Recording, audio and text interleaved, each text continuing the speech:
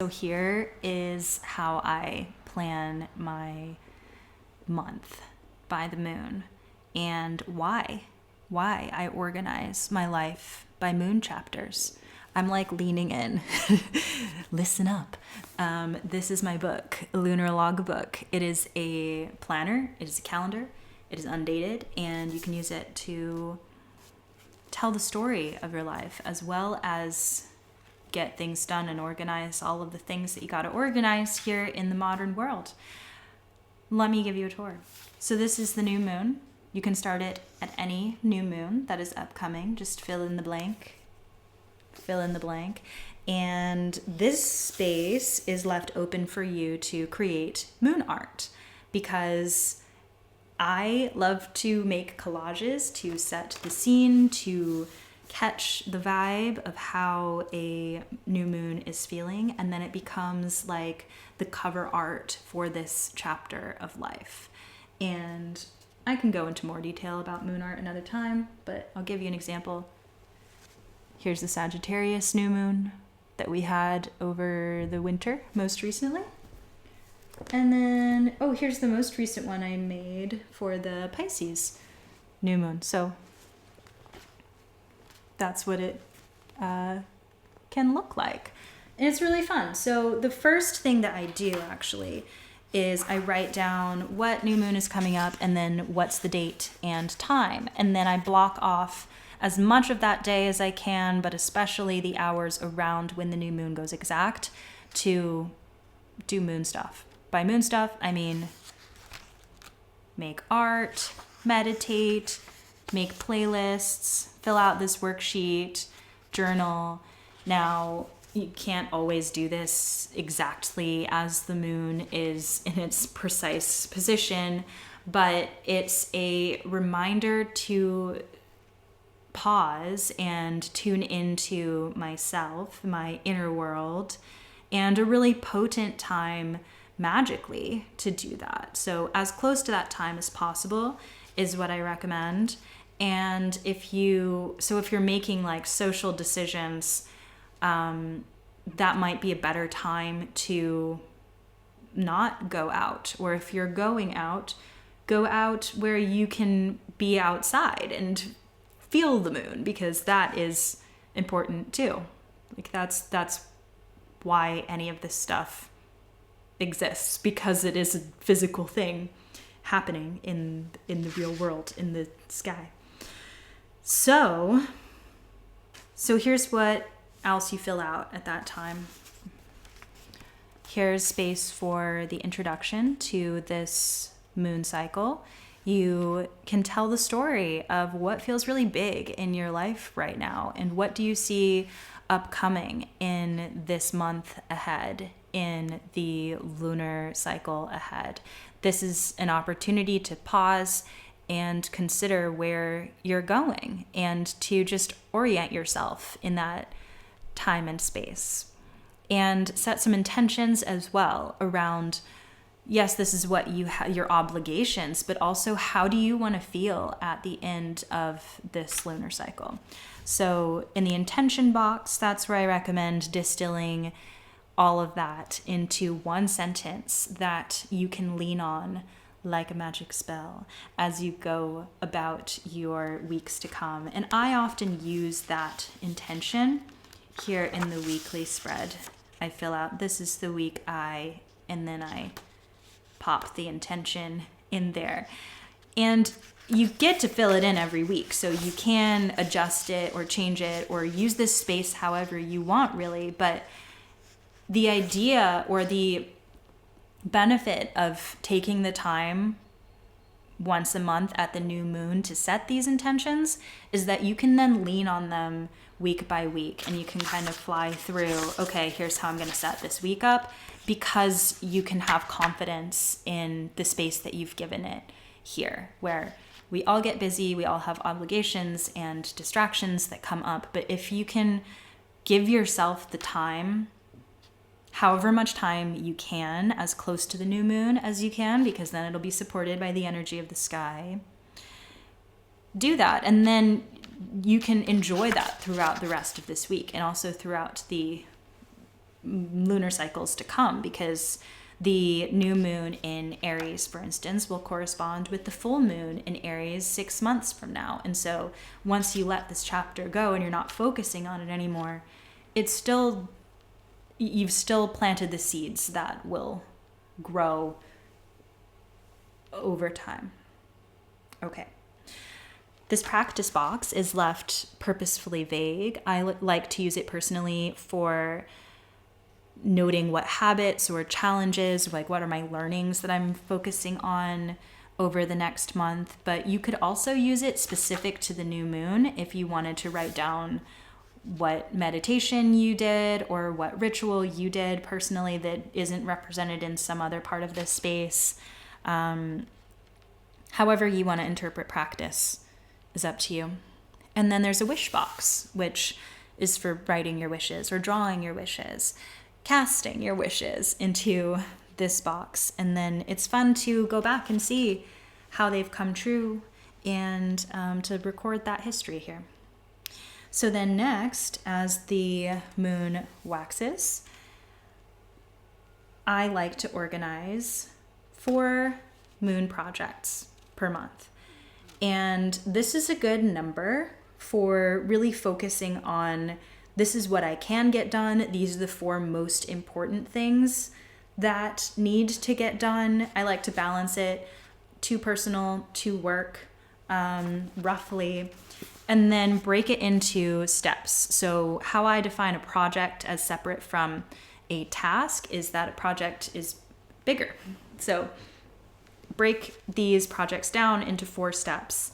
And then the circles are for you to fill in deadlines by the lunar calendar. So you can color them in. If you want it done by the end of the cycle, that's the new moon, by the first quarter moon, by the last quarter moon, whatever. And the other thing that I recommend doing is not finalizing these until the first quarter moon, giving yourself a bit of time to mull them over. Now, there will be some projects that are really obvious that you definitely want to or need to do. Go ahead and fill those in. But if you're not sure, don't force it. I made these look like sticky notes on purpose. So you can put your sticky notes here, and then when it feels right, you can transcribe them into the actual book. Okay.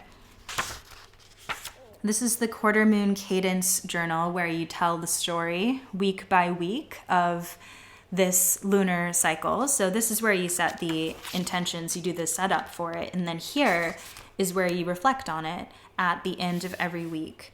You can write the date for the new moon, first quarter moon, full moon, and last quarter moon, and tell the story however you want. You can illustrate it. You can write down what songs you're listening to, what books you're reading. Sometimes I go really big with my handwriting, and sometimes I go really small and narratively. That's also part of the documenting process. This is the weekly spread where you can hold your tasks for the week and also refer back to these projects to keep you grounded on what you designated as most important for this month. And then after 2 weeks, you get to the full moon spread, where you do this again. Same deal as the new moon. I recommend noting what is the full moon that is coming up on the next page, and what is the exact date and time of that full moon.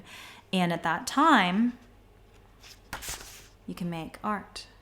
I'll show you some of my full moon art, but it's pretty similar. Here's the full moon in Leo that we just had. And what's really fun is once you do this for a while, you can go back and see what was the new moon in Leo. And a lot of the times it tells a story. It tells a visual story from like, this is where we came from and this is where we are now, because the full moon is a culmination point. I mean, look at it. It's full. So this is when you can write a conclusion to the introduction from last new moon of like, things are starting to become full. What has wrapped up. And it's really important to do this because life keeps going on. And so we need these checkpoints, not only to decide where we're going and what we're going to do, but to look back and be like, I did that. And this is what surprised me about it. And this is, oh my gosh, exactly how I thought it would be.